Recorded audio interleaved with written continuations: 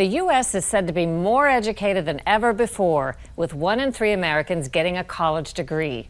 But many are asking, has that really made us any smarter or better equipped to earn a living? Today, we look for lessons to be considered in Pennsylvania Amish Country, where they're bucking outside trends and often managing to achieve incredible success off no more than an 8th grade education. So this is grades 1 to 8 here. They have one teacher. The one-room schoolhouses in Amish Country here in Lancaster County, Pennsylvania, evoke an era of days gone by. No air conditioning? Oh, my, no plumbing inside. This is bathrooms out here. No plumbing in here. This is a hand crank water thing for the water there. Well, with the old order Amish, 8th grade is it. That's it. I mean, like my wife grew up old order Amish, so 8th grade was it. My mom grew up old order Amish, 8th grade. For Amish in this community of 31,000, an 8th grade education is the norm. First grade sits to the front, and then the 8th grade goes towards the back. The less strict, like Calvin Lapp, who is Amish Mennonite, may go as far as high school. But for all, college is a rarity. By one recent measure, more than half of recent U.S. college graduates are unemployed or underemployed. So you might assume the young people here, with so little higher education, have an even tougher time earning a living. And yet, they don't. Mark Zook is the youngest of 9 in an Amish family. So here they're manufacturing a 2-story garage. All of the brothers work in the family business, building horse barns, sheds, and cabins. What is your position in the company? Stolzu Structures, I'm a partner, and Horizon Structures, I'd be CEO of Horizon Structures. And how old are you? 29. How far through school did you go? 8th grade. How common is it for someone your age or anywhere over age 20 or so to not have a job and not have some success, at least trying to support themselves? In my circle, 0. I honestly don't know anyone that is looking for work that doesn't have work. At a time when many students are exiting college with a degree, giant debt, and no good job prospects, the Amish and Mennonite communities here in Pennsylvania are proving they can generate a lot of success and wealth with no college education at all. So growing up in our community, you always work from little up. So in the summertime when I wasn't in school, I'd usually be at the shop. That's pretty normal for our culture and community as a whole.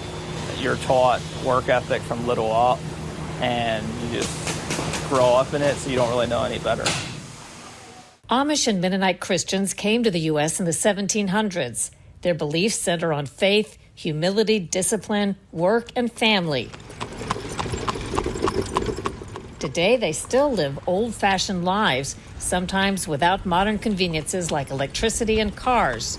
And though their formal education is limited, it's hard to look at the rest of the country and not think they're onto something big here. In 3 decades, the cost of college in the U.S. has grown from between $4,000 and $10,000 a year to $19,000 to $38,000 a year. About 43 million borrowers currently owe $1.6 trillion in federal student loans, on average approaching $30,000 each. But at age 30, Sean Lapp, Calvin's son, isn't struggling with college debt or hunting for work. Raised in an Amish Mennonite household, his formal education stopped after high school. He already had about a decade of work experience under his belt and money in the bank. We raise puppies as a family. He started raising puppies at age 9 and, like most boys here, joined his dad for work after school. Well, here I was growing up with Dad, like at a really young age, 10, 11, 12 years old. I was pulling the hose around for his landscaping job. As a little boy, I would have been, even after school, coming home at 3 o'clock, Dad would pick me up some evenings, and I would help him work for a couple hours. And so just at a really young age, Dad taught me that work is important, even at that age, and to learn the discipline right away. So how many did you do this morning? I got 5 done. Where'd you go? Today, Sean works with his dad's booming lawn care business, 3,000 customers, and is now buying his second house. So my first house, I was 21, And it was pretty much something that my father had said I should do as soon as I possibly can. Buy the house yourself. Yeah. My dad had taught me that I need to invest my money for a house. Already at the age of like 14, 15, he was talking about it. I had about $50,000 saved up to put down into the house. When you were 21? When I was 21, yeah.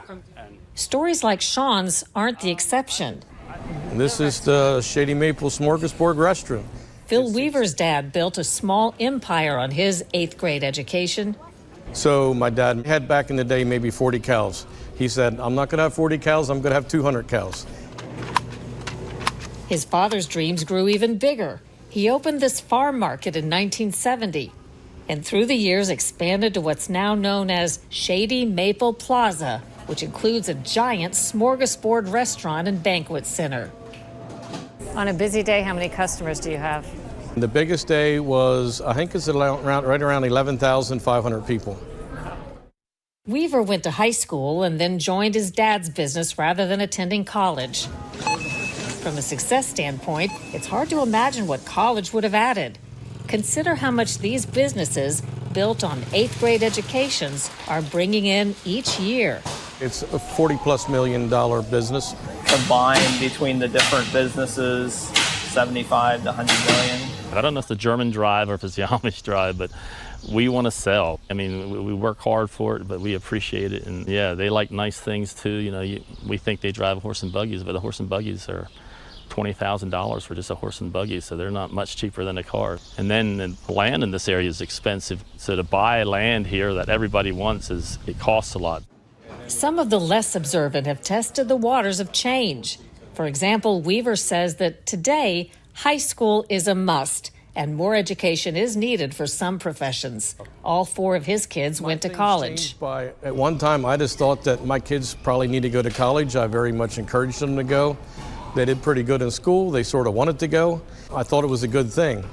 Looking back, I'm not sure. There's just so many jobs, especially in this community, that you can get from plumber to electrician to construction worker, and a lot of different things that you don't technically need a college education for.